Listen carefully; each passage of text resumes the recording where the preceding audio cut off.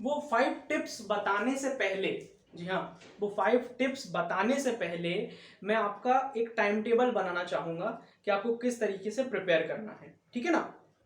बहुत ध्यान से सुनना मेरी बात को। मैं, हाँ, आज आपका टाइम टेबल बना रहा, आपने कई बार अपनी जिंदगी में टाइम टेबल बनाया होगा पर उसको फॉलो कुछ ही दिन कर पाए होंगे, या बहुत अच्छे स्टूडेंट जो होंगे वो डेली फॉलो कर रहे होंगे, पर मैं आज आपका टाइम टेबल बना रहा हूं, उसके हिसाब से आपको चलना है। कोशिश यही करनी है कि उसी के हिसाब से आप चलो, ठीक है। फॉर एग्जाम्पल, आप 8 बजे उठ रहे हो, वैसे उठना तो नहीं चाहिए 8 बजे, पर मान लेता हूं मैं कि आप 8 बजे उठ रहे हो, ठीक है। अब आपको 8 बजे उठने के बाद 9 बजे से आपको पढ़ाई करने की कोशिश करनी है, 9 बजे से पढ़ाई शुरू करने की कोशिश करनी है, ठीक है ना। अब कैसे पढ़ेंगे हम? ऐसा नहीं करेंगे कि 9 से 10 पढ़ाई, 10 से 11 मैं ये करूंगा, 10 से 12, ऐसा नहीं करना है। आपको जो भी पढ़ना है आप पढ़ो। देखो, इस वीडियो की जो रिकमेंडेशन है वो 10th के स्टूडेंट ने भी की, 12th के स्टूडेंट ने भी की, फिर वो बायो का था, मैथ्स का था, कॉमर्स का भी था। सभी स्टूडेंट ने बोला कि एक स्ट्रेटेजी हमको आप बता दो जिससे कि हम एक अच्छे मार्क्स गेन कर सकें, क्योंकि सभी का मेन फोकस जो है इस समय मार्क्स पर है ना। तो आप यदि 8 बजे उठ रहे हैं तो आप 9 बजे से अपना पढ़ाई शुरू कर दो। आप 5 बजे उठते हो तो 6 बजे से पढ़ाई शुरू कर सकते हो, इसमें कोई हार्ड एंड फास्ट रूल नहीं है कि आप 9 बजे से ही शुरू करो, ठीक है ना। यदि आप 9 बजे से पढ़ाई शुरू कर रहे हो तो याद रखना, मैं एक बहुत ही अच्छा तरीका आपको बता रहा हूं जिसको मैं आज भी फॉलो करता हूं और उसको आज आप भी फॉलो करना, ठीक है। सुनो, आपको 1 घंटा पढ़ाई करना है बैठ के, है ना, कंसिस्टेंटली। पर यदि इस बीच यदि आपको कोई बोल रहा है कि जाओ ये बेटा ये वाला सामान लेके आ जाओ, या वो वाला सामान लेके आ जाओ, या ऐसा कर दो या वैसा कर दो, तो आप साफ ये बोल दीजिए सभी को कि ये 14 दिन 15 दिन मेरे एग्जाम आने वाले हैं। 10th में मैंने कुछ ज्यादा ही हद पारें की थी जिस वजह से इतनी अच्छी मेरी परसेंट नहीं बनी, और 10th के बेस पे जो 12th में मेरी परसेंट बिगड़ी है उसको मैं सुधारना चाहता हूँ ये बचे हुए 14 दिनों में। तो प्लीज मुझे ये 14 दिन दे दो, मुझसे कोई काम मत करवाओ। पर आप, यदि आपसे घर वाले आपके सपोर्ट कर रहे हैं, आपसे काम नहीं करवा रहे, तो आपका भी ये एक तरीके से धर्म ही बनता है कि आप अच्छे से पढ़ाई कर लें, है ना, अच्छे से, क्योंकि वो टाइम आप उनसे ले रहे हो ना, वो तो काम करवाते हैं आपसे, अब आपने उनसे ले लिया तो एटलीस्ट आप पढ़ाई कर लेना, ठीक है। अब सुनना मेरी बात को बहुत ध्यान से। 1 घंटे आपने पढ़ाई की, उसके बाद आपको क्या करना है, उसके बाद आपको 30 मिनट का रेस्ट ले लेना है। जी हाँ, बिल्कुल 30 मिनट का रेस्ट लेना है।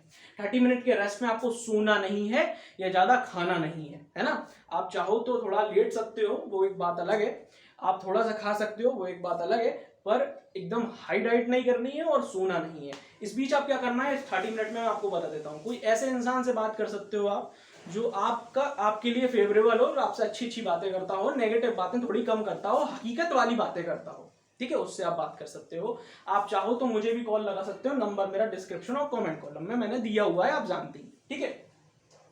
दूसरा, आपको इस 30 मिनट में कोई मोटिवेशनल सॉन्ग जो आपको मोटिवेट करता हो, बहुत सारे ऐसे सॉन्ग्स हैं जो हमको काफी अंदर से हिलाते देते हैं और कम से कम एक थोड़ा सा पुश देने की कोशिश करते हैं। एक बात याद रखना, कोई मोटिवेशनल वीडियो देखने मत लग जाना यूट्यूब पे, क्योंकि इसको मोटिवेशनल वीडियो को देखकर थोड़ी देर के लिए मोटिवेट होने को मैं मोटिवेशन नहीं कहता, ठीक है ना।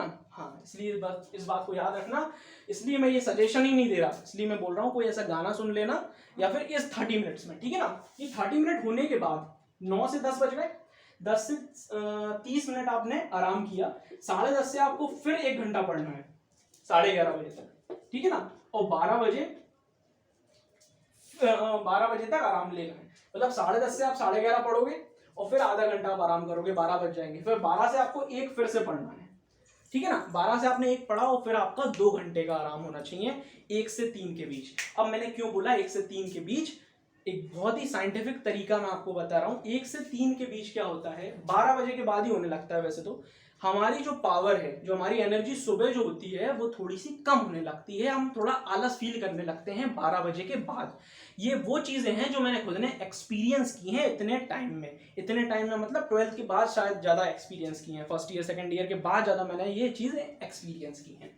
पर 12 से जो 12 के बाद से, हाँ 12 के बाद से हमारी बॉडी थोड़ी सी डाउन होने लगती है, ठीक है ना, उसको आराम की जरूरत होती है।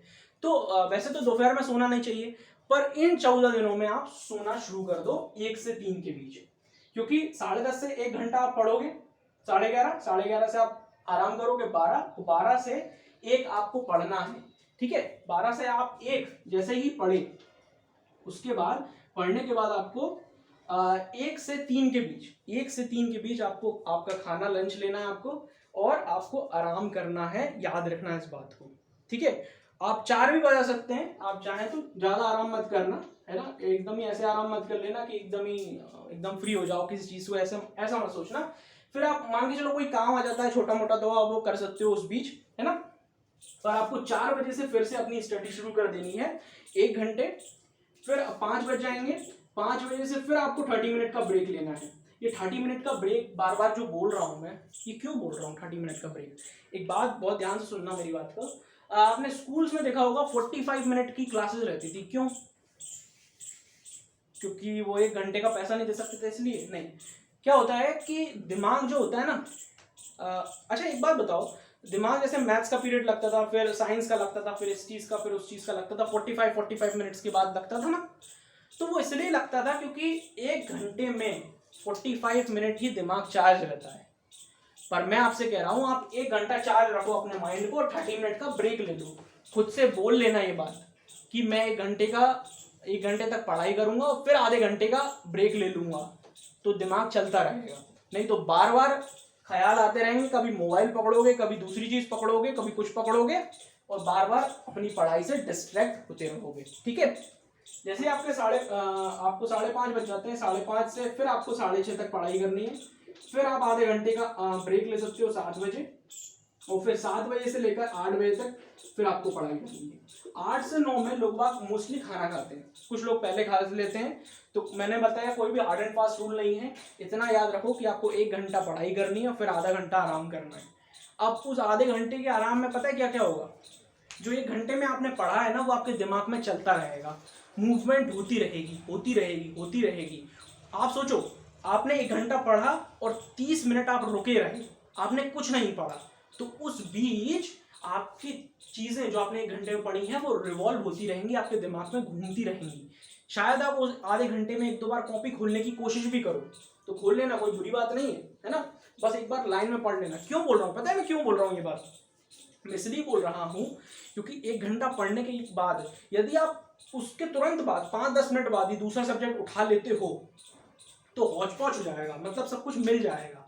मैं नहीं चाहता कि मिल जाए।